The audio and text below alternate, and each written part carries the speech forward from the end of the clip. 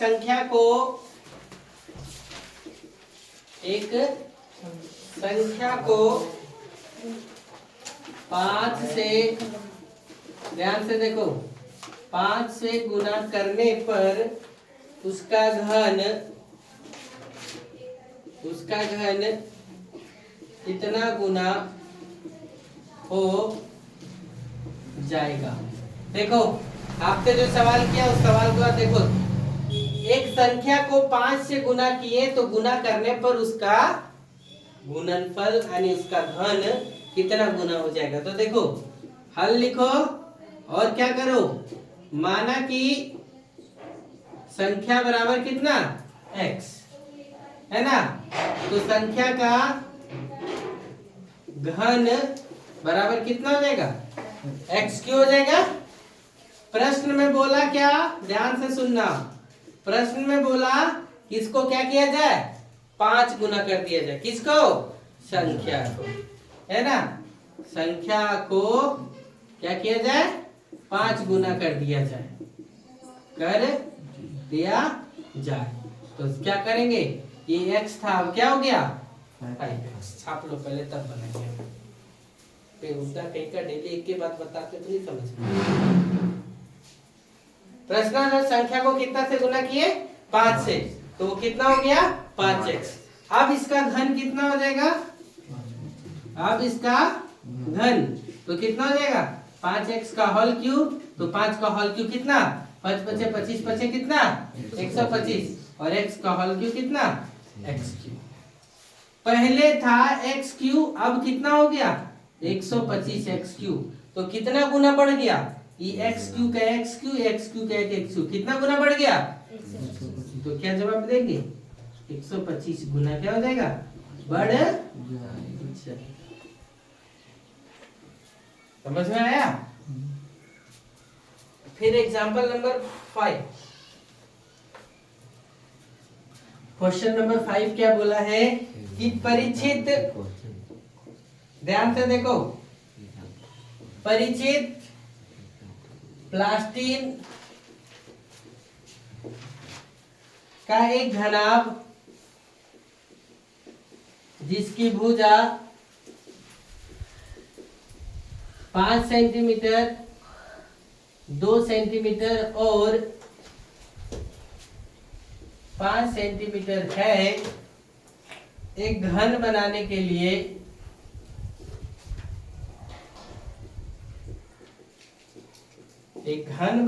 लिए ऐसे कितने घनाभों की आवश्यकता होगी।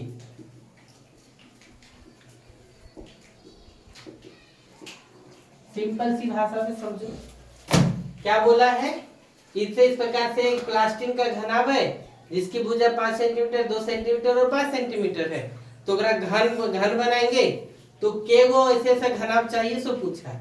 तो देखो हल लिखो, तो घनाभ की भुजा कितना दिया हुआ, घनाभ की भुजा कितना 5 सेंटीमीटर, 2 सेंटीमीटर और कितना 5 सेंटीमीटर, है ना, ये दिया हुआ है।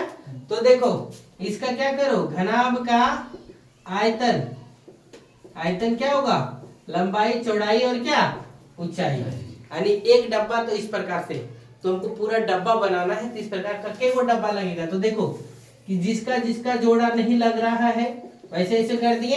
अब देखो इसका जोड़ा लगा क्या, 3 गो, घन में कितना जोड़ा चाहिए 3 तो, यहाँ पे कितना है 2, तो एक गो यहाँ से चाहिए, इसमें 3 गो कंप्लीट करने के लिए 2 गो और चाहिए, यानी 2 गुने 2, तो 5 दूना 10, दूना कितना 20, तो ऐसे लिखेंगे, ऐसे 20 घनाभ की जरूरत है। समझ गए, चलो नोट करो फटाक से। देखो क्या लिखा है, निम्नलिखित का प्रतिरूप लिखिए, ठीक है, प्रतिरूप को समझना है और समझ करके देखो, 1 का क्यूब बराबर कितना, 1 का स्क्वायर, ऐसे लिखा है। 1 का क्यूब प्लस 2 का क्यूब बराबर क्या लिखा है, देखो तो 1 प्लस 2 का क्या होल स्क्वायर, 1 का क्यूब प्लस 2 का क्यूब प्लस 3 का क्यूब बराबर क्या लिखा, 1 + 2 + 3 का क्या होल स्क्वायर। ये प्रतिरूप समझिए।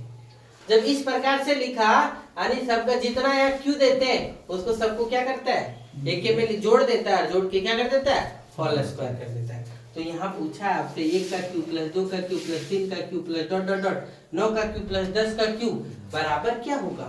तो बराबर में क्या होगा 1 + 2 + 3 + 4 + 5 + 6 + 7 + 8 + 9 + 10 का क्या होल स्क्वायर। ये आंसर होगा। समझ गए। फिर देखो 7वां नंबर क्या पूछा है, निम्नलिखित घन में कौन सम या विषम। तो आप डायरेक्ट इसको बता सकते कि कौन सम है कौन विषम है, सो बता सकते हैं।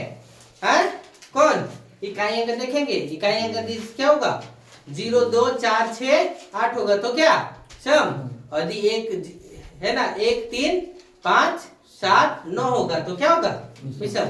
तो देखो इसका अंत में क्या है 8, तो ये क्या हो गया ये क्या हो गया ये 1 है तो क्या हो गया विषम। क्लियर। ये 5 है तो क्या हो गया, ये तो आसान था। ये एक्सरसाइज नंबर आपका क्या 3.1 क्या हो गया समाप्त हुआ। चलिए नोट करो फटाफट।